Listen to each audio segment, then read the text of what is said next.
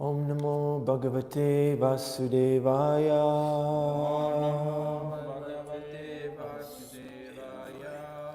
Om Namo Bhagavate Vasudevaya. Om Namo Bhagavate Vasudevaya.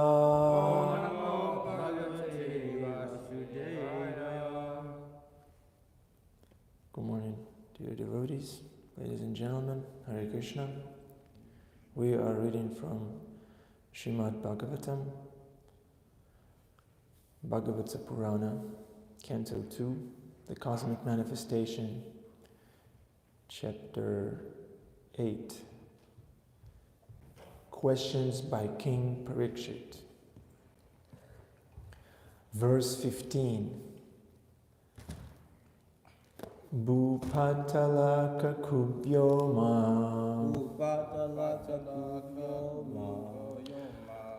graha nakshatra bhubhritam graha nakshatra bhubhritam sarit samudra dvipanam sambhavas Chaitadokasham Bhupatalaka kubhyoma Graha nakshatra bhubhritam Sarit samudra dvipanam Sambhavas Chaitadokasham. Hare Krishna, Hare Rama. Bhupatalaka kubhyoma Bhupatalaka kubhyoma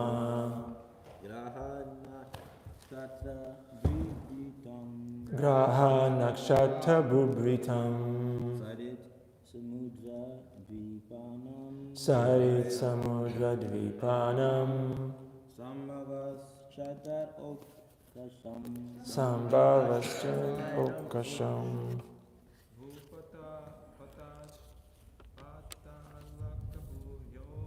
Bhupatalaka kubhyoma Graha nakshatra bhubhritam Sarit samudra dvipanam Sambhavas Chaitadokasham.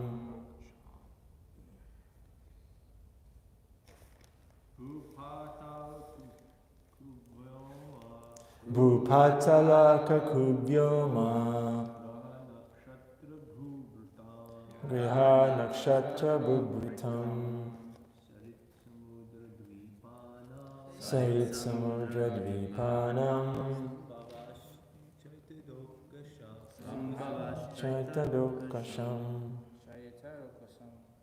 Bhupatalaka kubhyoma Bhupatalaka kubhyoma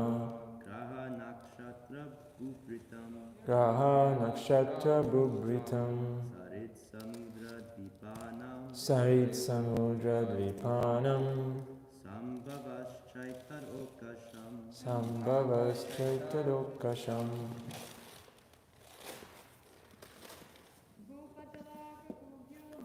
Bhupatalaka kubhyoma Graha nakshatra bhubhritam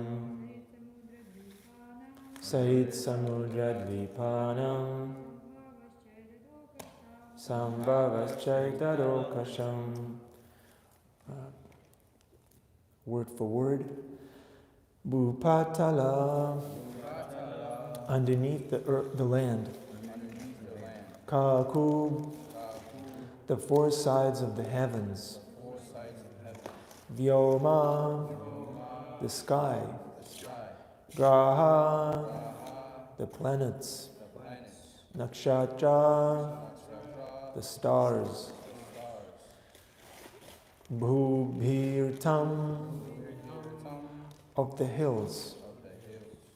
Sarit, the river. Samudra, the sea. Dvipanam, of the islands, Sambhavaha, and appearance, Cha, also, Etat, there, Okasam, of the inhabitants. Translation and purport by Srila Prabhupada's Divine Grace. Jai Prabhupada.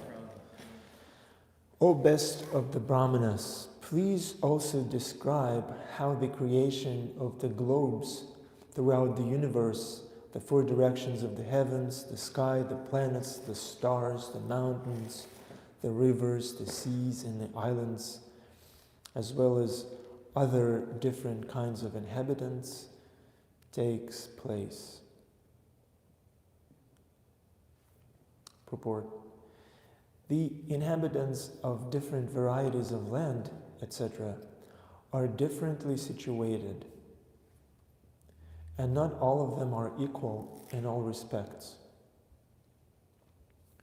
The inhabitants of the land are different from the inhabitants of the water or the sky, and similarly, the inhabitants of the different planets and stars in the sky are also different from one another. By the laws of the Lord, no place is vacant.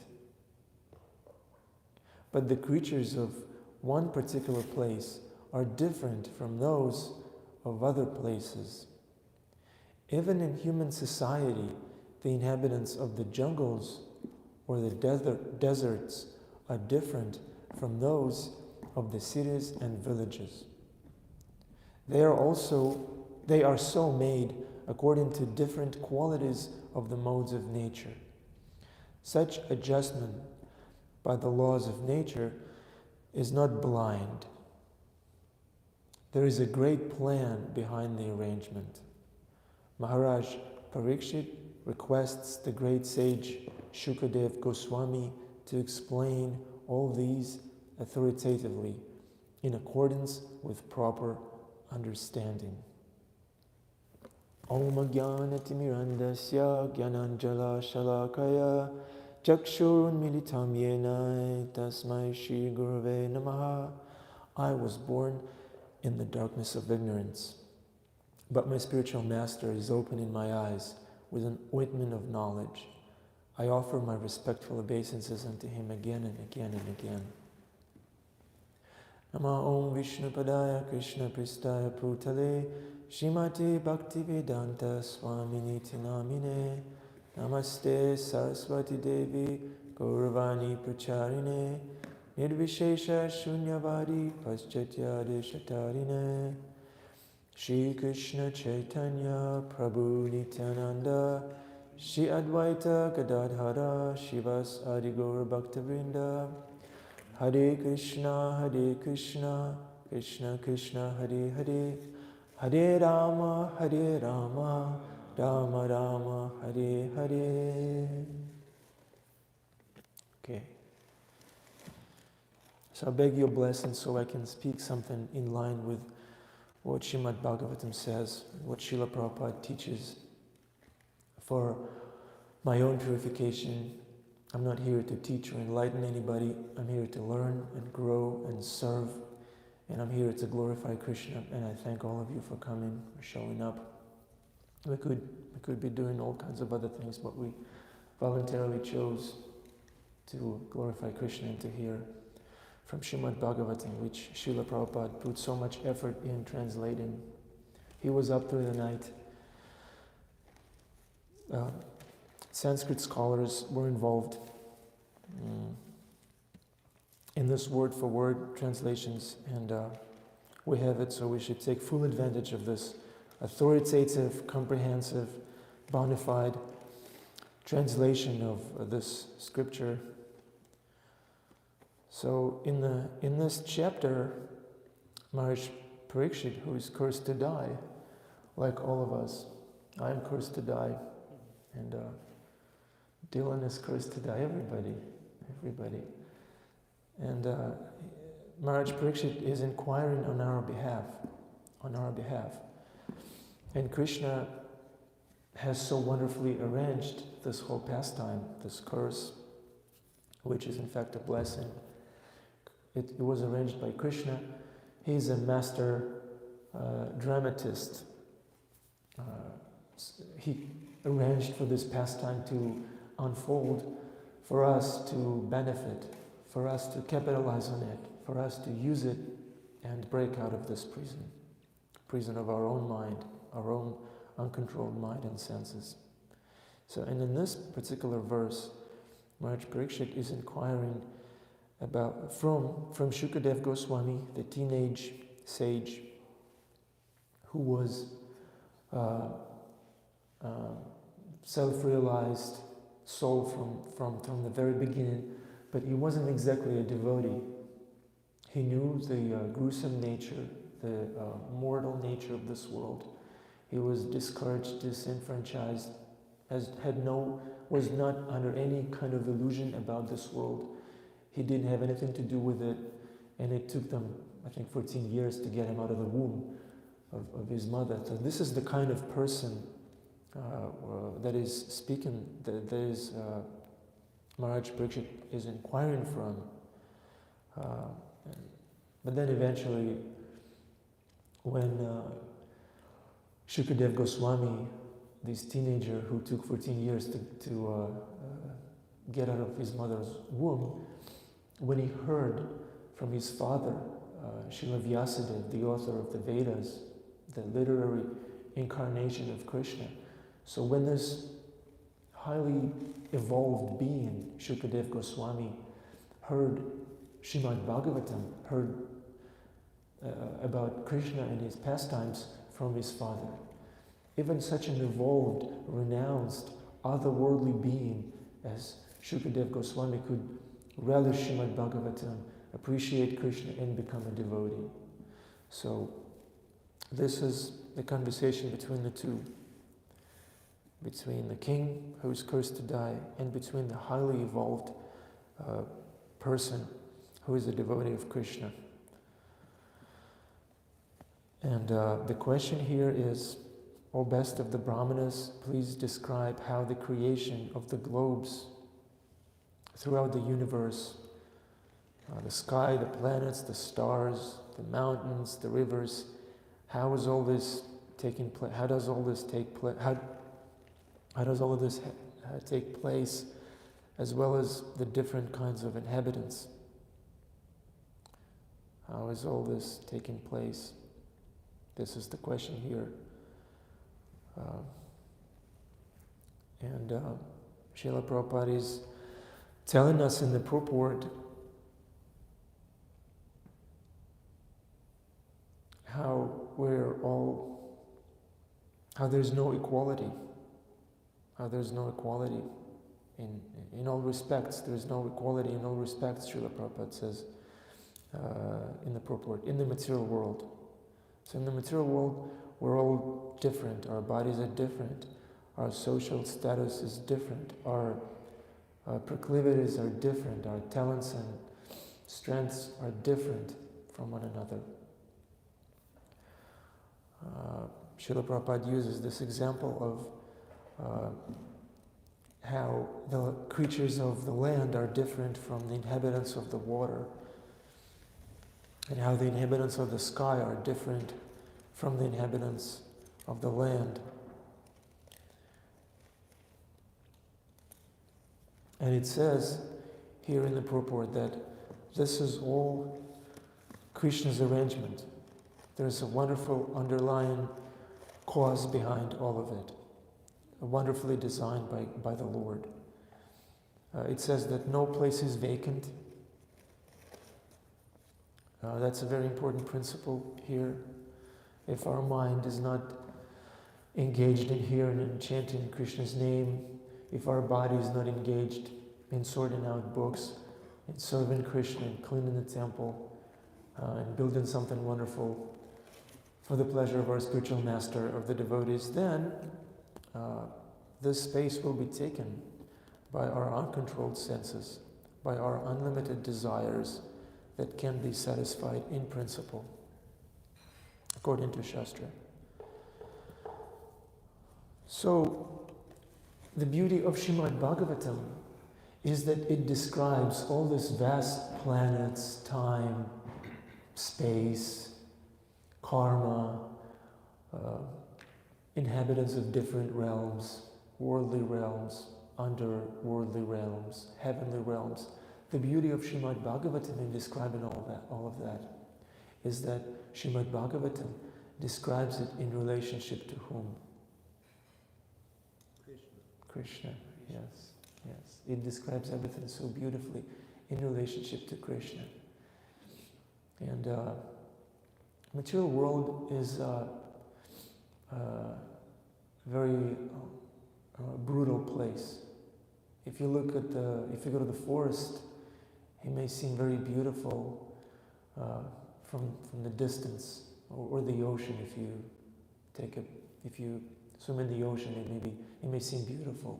Everybody goes to the beach to enjoy the fresh air, the ocean, the waves, swim. But if you go in, you'll see that all kinds of horrors are taking place. Everybody is after everybody. Everybody's trying to kill everybody. Everybody is actively searching for what? For food. One living entity is food for another. Yeah. What else? What else are they searching for? Sex. Yes. Wealth. Yes. Well, how does underwater wealth look like? Out of what? Seaweed. Underwater wealth. How does it? Seaweed. Yeah. Treasure from ships. Yes. Trash from ships. Then when this big whale poops, that's treasure for some other creatures who eat that. Or when there's a dead fish, then a shark would come and eat it. So that's the wealth. So the material world is gruesome. There's all kinds of horrors that are taking place. And if you look at it for what it is, then one can immediately realize how gruesome it is, how no fun it is. But then beyond that, there's also there's a deeper level of looking at the material world. We can look at the material world as Krishna's creation, and in this purport it says that Maharaj Parikshit requests the great sage Shukadev Goswami. So the devotee is being requested here to explain all this gruesomeness authoritatively in accordance with proper understanding. And the proper understanding is that this world is a place designed for us by Krishna. It's designed for our upliftment, for our purification. So that's the higher understanding of this world. That's why we're here. We're here. This is a big hospital, big facility where we're being kept for our benefit. And it may seem that we're here to enjoy, because at one point, somehow or other, we chose to play this role of God ourselves. Instead of serving Krishna, we wanted to enjoy separately, and on our request, this world was designed by Krishna so that we can be not bothered by him here. He's not actively present in our life unless we become a devotee. So this world was created upon our request. Srila Prabhupada was once asked,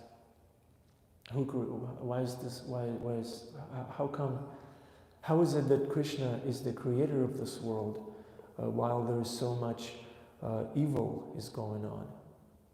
And Srila Prabhupada, what did Srila Prabhupada say? Does anybody remember?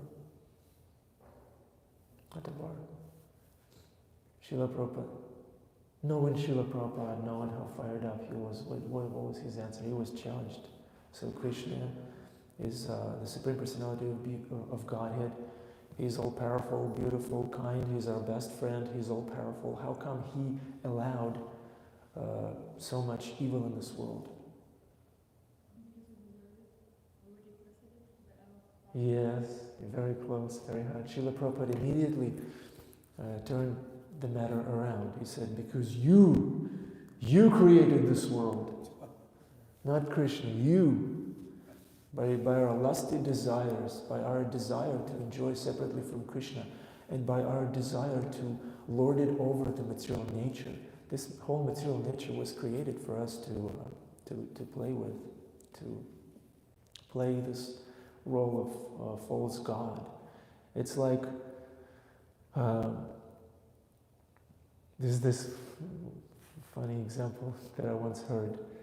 Suppose you live on the farm and your father has a tractor to plow the land, and you're 5 years old, and you look at your father driving this massive machine, and you said, Daddy, I want to drive, but your father is intelligent. He understands that if you drive, if a 5-year-old drives the tractor, it's a disaster. The casualties, 911 will have to be called. It's not good for a 5-year-old to drive a tractor. But what father does, he gives them a toy tractor. Okay, now you can play. Here's a plastic tractor for you. You can make noise. You can drive it. Yeah. So this is our situation. We are a 5-year-old who once wanted to be God, to drive this tractor, but obviously we're not God by definition. We're servant of God, we're subservient, that's our nature. But because we so requested, we were given this plastic tractor, this body that is, Krishna's body is eternal, full of knowledge and bliss, Satchitananda, and our body is full of mucus, what else? Bile, Stool. urine, Blood, yeah. all the nice things. Yeah, all the nice gas, right? So, yeah, as soon as you cut it off, it becomes, you see it for what it is. Your hands are so beautiful. I remember I was a teenager. All this hormones and all that was going on in my body, and I heard one pop star. He was being asked, "So, what do you like the best? What do you admire the best in women?" That's the kind of inquiries they pose in front of each other. You know, this materialistic people. So he was asked, and I had this hormones and stuff. Of course, you know, we all know what we in a woman what we're after, you know. And he said, hands. And I said, come on, hands. And he said, yeah, hands are so beautiful, so beautiful. Hand is so elegant, you can move. I said, come on, nobody believes you. And so, yeah, hand may be beautiful, this body may be beautiful, but it's only beautiful when it's, if you cut it off, it's no longer beautiful. I remember I was where I was studying, and I think in my 4th year or something, we were studying. What is it? What's the word? Forensic medicine. It means you have to be able to tell what caused death, or what's, you know, to investigate the crime. And we went to this place where dead bodies were stored, and we were a bunch of students, and they cut the body out. It was a big guy. He was all swollen, bluish, and they cut him out, cut him open, cut the head open, took out the brain. The brain was like a wet rag, and then they threw the rag back in, closed the skull, and he said, "This is the body." And the smell was horrendous. It was sweet, but it was also intolerable. So this is the beauty of this world, of this plastic tractor that we requested and this we've been given, and that we're trying we're trying to use this plastic tractor to cross the ocean of material existence. That's our position without Krishna, without Śrīmad-Bhāgavatam, without daily sadhana, without guru, without devotional service, without the association of the devotees. It's just a plastic tractor, and we're trying to cross the ocean of nations. So the beauty is only, our body is only beautiful, beautiful in a real sense, in the true sense of the word, is only beautiful when it's being animated by the soul, by Krishna, who is in the heart, and by our true self, our spirit self. We become Satchitananda, truly Satchitananda, when we act like that. When we act like Krishna is watching, when we act like I am eternal, full of knowledge and bliss. I'm here to serve. I'm here to get purified. I'm not here to enjoy control. So, do we have any contributions, reflections? Gopal Champu Prabhu, do we have a mic for the benefit of our online living entities? I have a comment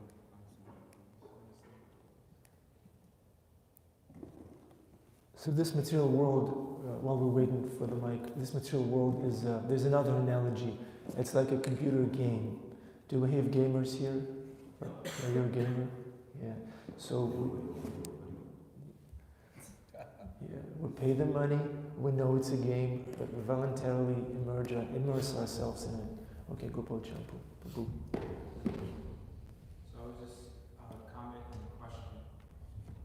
First, I just wanted to, I was appreciating how you were mentioning about Sukadeva Goswami and how he was in the womb within, 14, sometimes it's 16, whatever, 14, 16 years in the womb.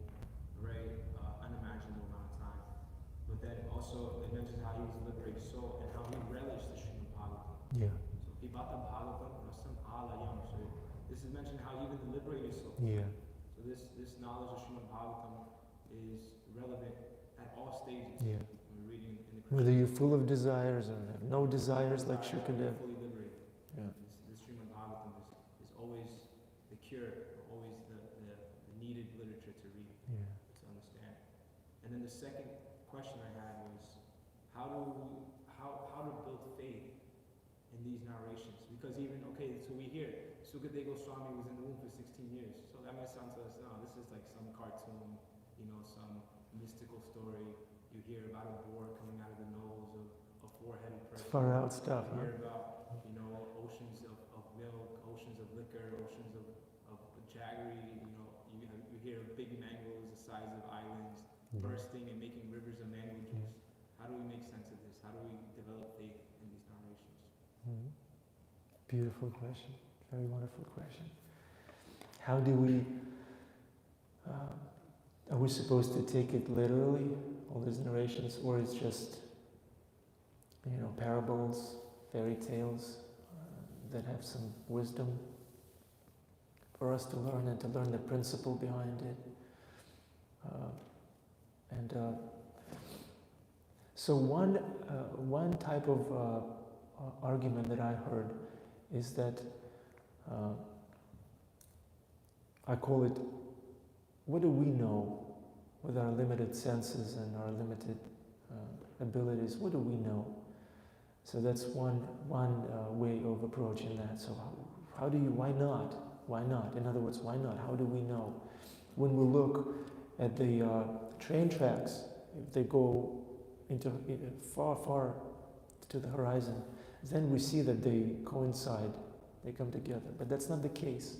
But that's how we see it. So, and our senses are imperfect. We're prone to make mistakes. What are the four defects of the materially conditioned living entity?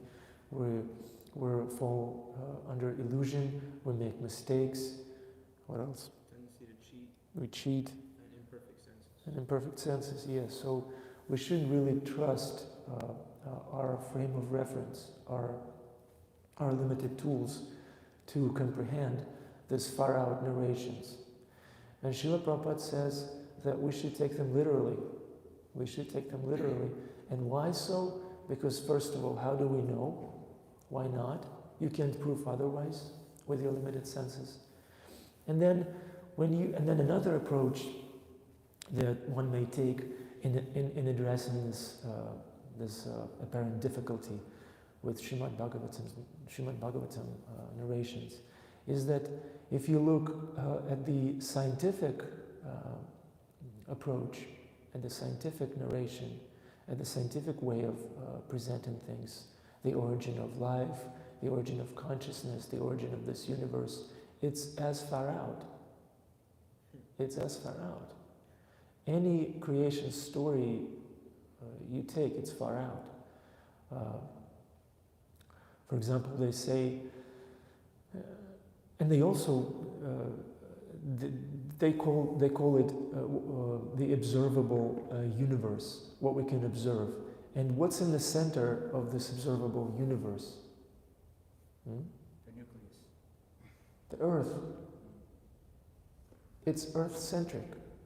It's just like Śrīmad-Bhāgavatam. So they, because we can only see this far. And then they say that there was a Big Bang. So that how is that? Isn't that far out? Or the primordial soup? That is far out, I think.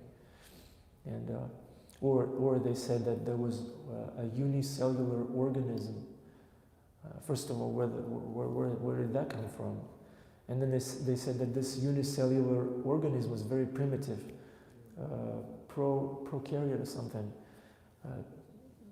couldn't multiply, and this unicellular organism consumed another organism which was smaller, and then instead of taking that other organism apart, it incorporated it, and then they divided himself, and then this other organism was already in the other one, and then somehow or other it got incorporated in its DNA and so on, and then the cell, the unicellular organisms learn how to multiply and all that. So that's equally far out. So if you ask me how I address my doubts about the actuality of Śrīmad-Bhāgavatam narration, so I immediately think of my faulty senses, my limited perception, and I think of the far-out nature of the alternative scientific approach, so it's as far out.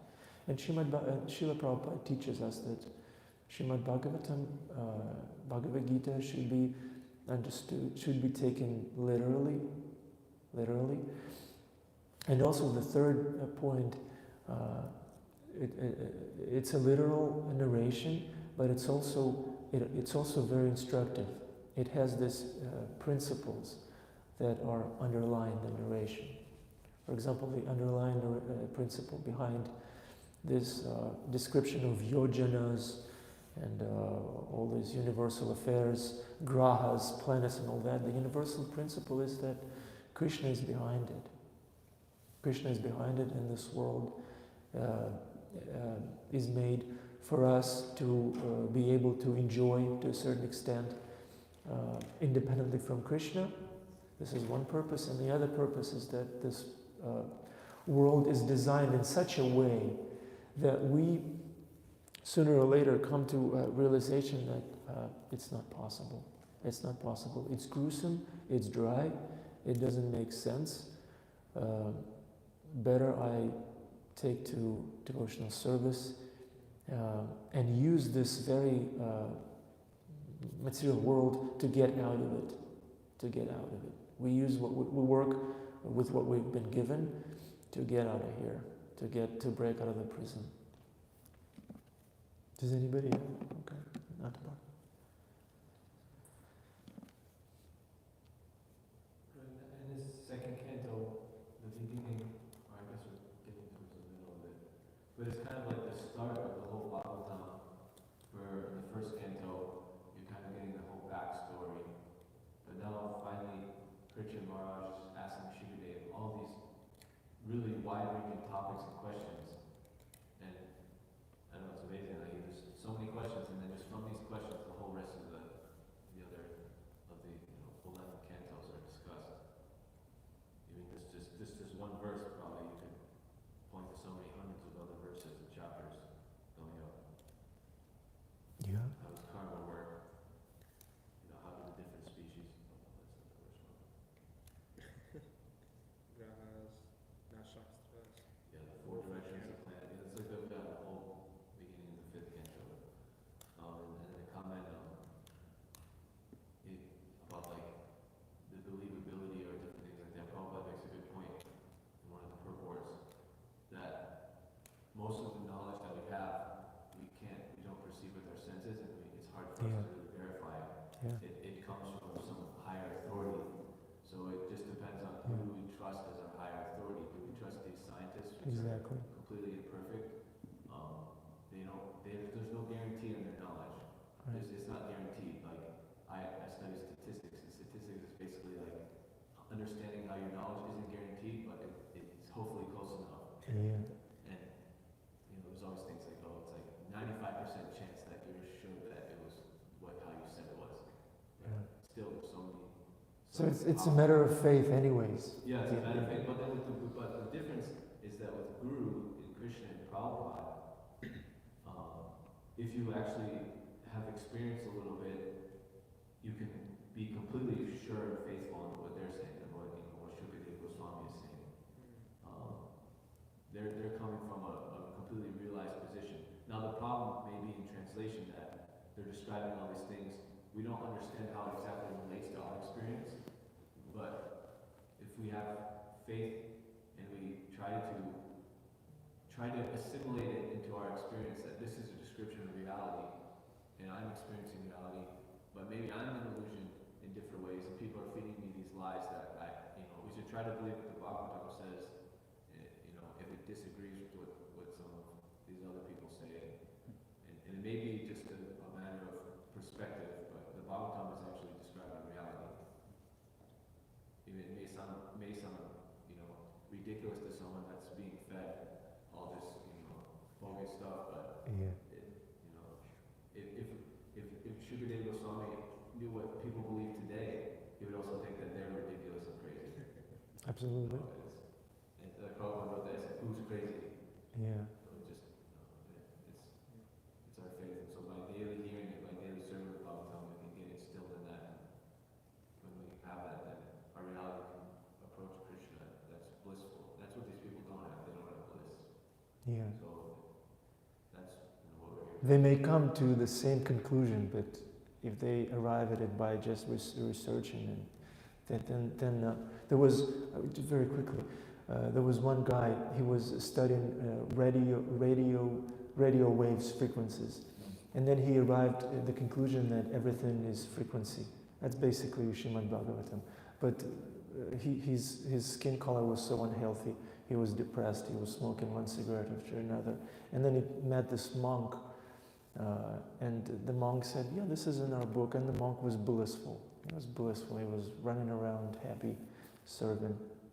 So the same conclusion, but the people who arrive at the same conclusion, one arrives from a point of devotional service and submissive hearing from the Guru and the Shastra, and another one is just ascending process. By his own strength. So it doesn't really take us anywhere in life. If I know, suppose I know that the rings around Saturn are made of ice. So what does it do to my life? But if I understand how grahas and planets are working based on Śrīmad-Bhāgavatam, then it changes my life. I become like Ānanda-bihārī, blissful. Yes, Prabhu.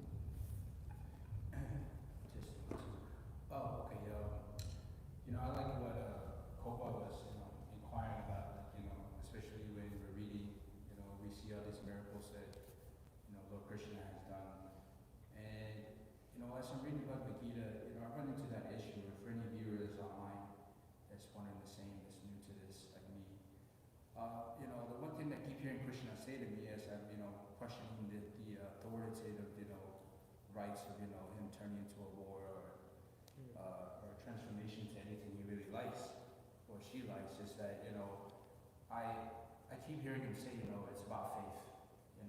If he keeps saying that, if you don't believe the illustration of these miracles that he's done, then, you kind of really miss the whole point, or I kind of really miss the whole point of what, religion is, especially when it comes to Krishna consciousness. Krishna is so powerful and omnipotent that,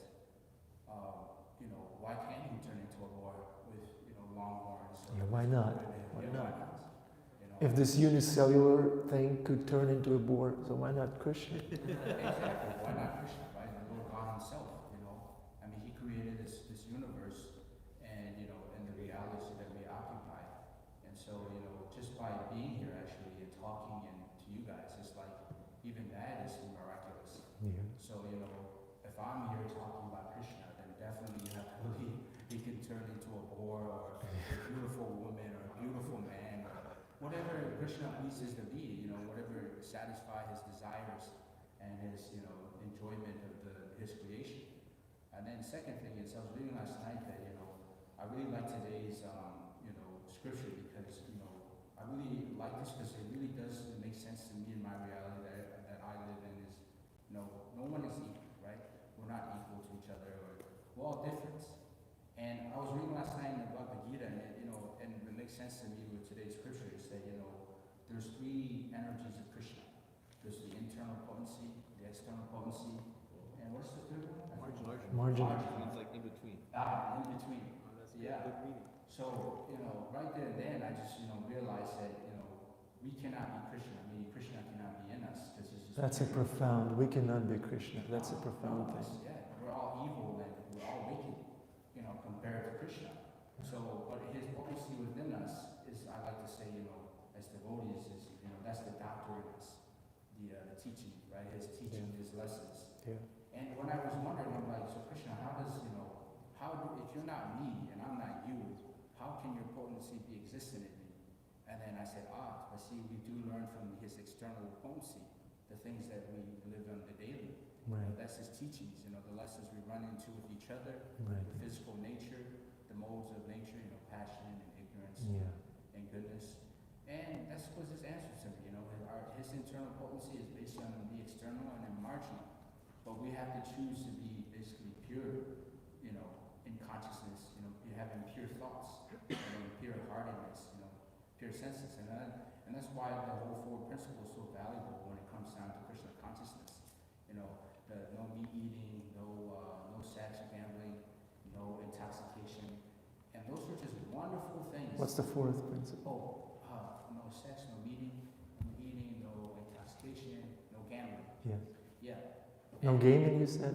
No gambling. Well, that's the best. That's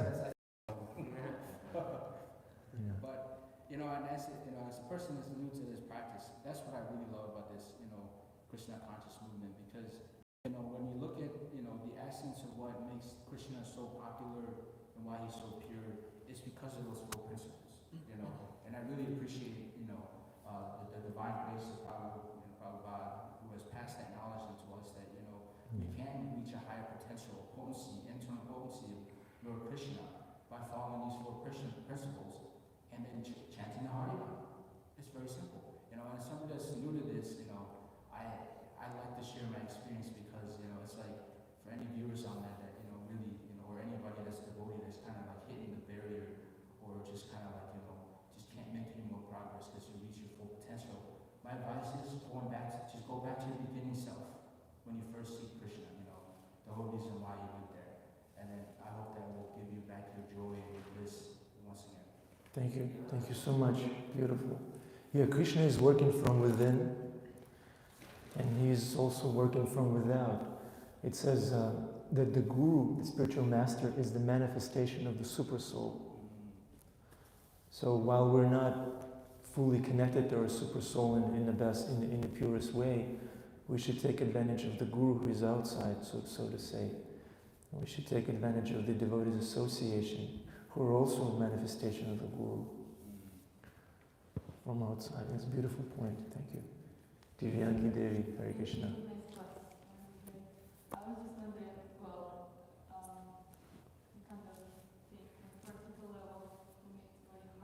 practical level, right? Let's go.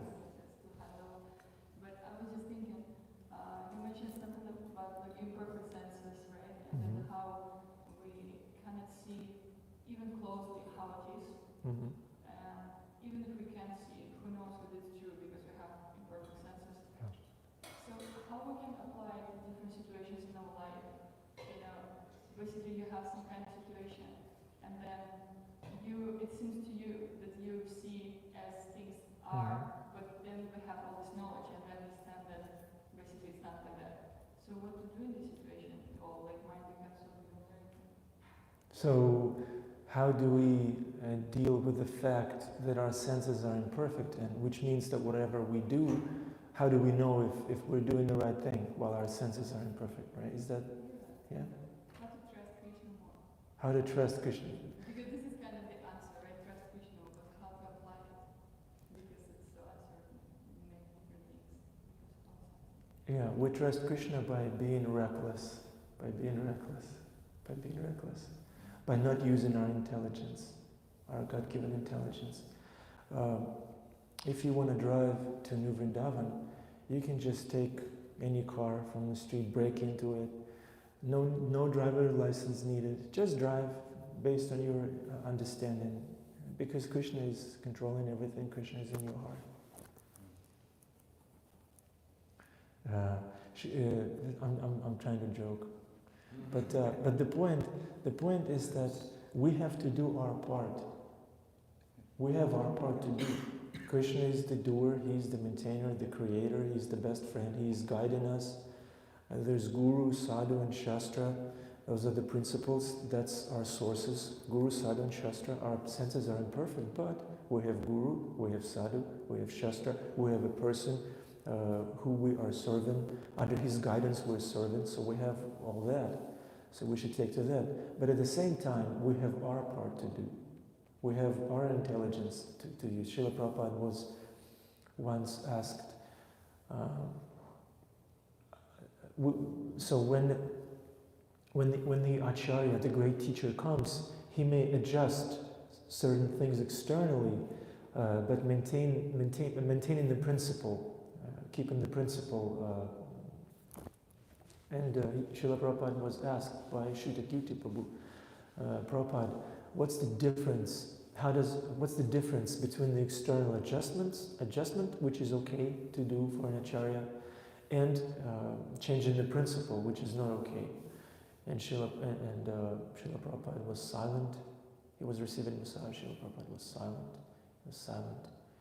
And then he opened his eye and said, it requires intelligence. So we can learn from that even though we have Guru Krishna, Guru Sadhu Shastra, devotees and all that, we have our part to do. So if you need to drive, take a driver license course, get the license, learn how to drive, have some practice, drive, pray to Krishna, chant Narasimhadev prayers to Narasimhadev, and he'll protect you. But we also have our part to play. That's a very important principle. Arjuna had his part to do. It was a bloody part, very messy part, very nasty part to do, but Arjuna had his role to play. Krishna didn't tell him, okay Arjuna, no need to fight, I'm the maintainer, I'm the creator, I'm gonna kill them all. He said, no, they're all dead, they're all eternal at the same time, but still fight for me. So when something seems confusing, we should understand that we have little tiny intelligence that we can use, and then the rest will be taken care of. Krishna is, the principle is we have to do our best. For example, my intelligence is very limited. I told my wife the other day, I wish I had higher IQ. And she told me something, I wish I had, I don't want to share what she said, but something in relation to her appearance, physical appearance. I wish I had this. And I said, yeah, I wish I had higher IQ. And then I thought, yes, we may wish this or that, but we have to work with what we have. I have my IQ and it's not going to change. There's no way I can change that. So I have to use whatever little IQ I have, and I have to trust Krishna, I have to consult devotees, and then everything, By doing so, it'll be perfect. By doing my best and consulting with the devotees, it will be perfect. Right? Yeah, I just Gopal Chandra Prabhu.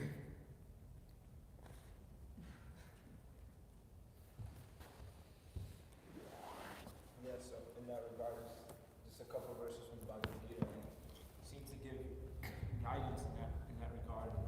I was just thinking, 10:10, and also 9:22. Kesam Satya Yuganam Nodata Vritti Purvakam Kami Pudi Yogam Yenamam.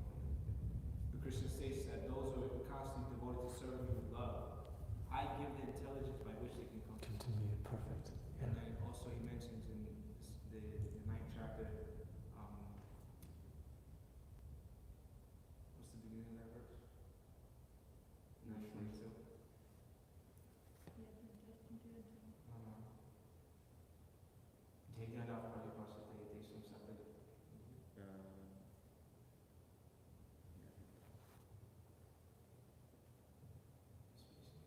What's the English? It's, again, he mentions those who are exclusively devoted to serving me with exclusive devotion. I preserve what they have, and I can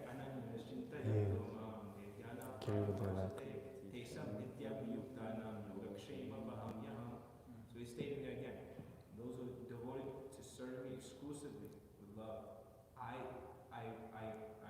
protect what they have, and I carry what they lack. So Carries IQ. that's the point. The point is that being, exclusively focusing on worshiping Krishna. Akama Sava Kama Bhava Sakama Dharati, Drivena Bhakti Yogena Drivena Bhakti Yogena. So it's exclusive devotion to Krishna. It just seems to be the constant message. So if we're exclusively I'm trying to do this Krishna as best as possible, as sincerely as possible, then even if there's some mistakes made in the execution, Krishna will make up for it. Krishna will make up for any inconvenience we may have to go through in his service.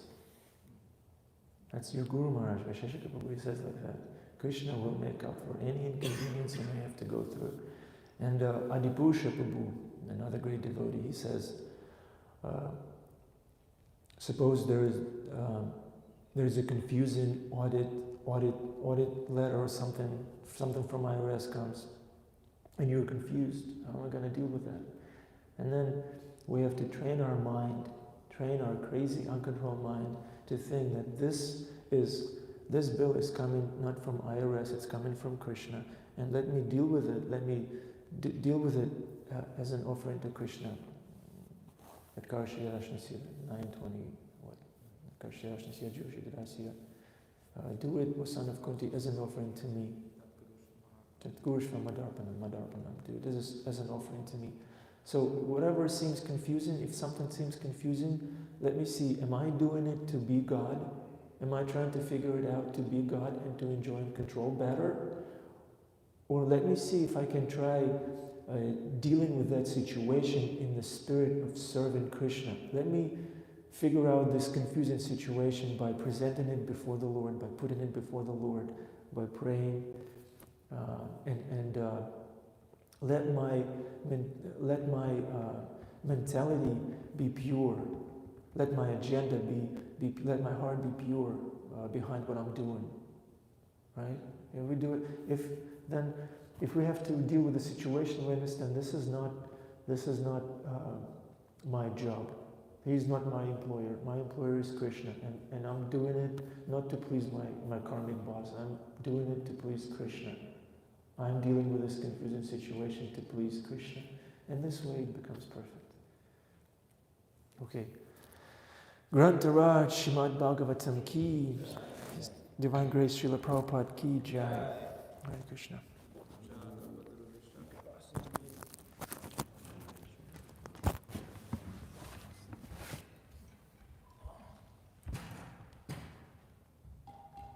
Go out there in the world and who knows what's going to come your way.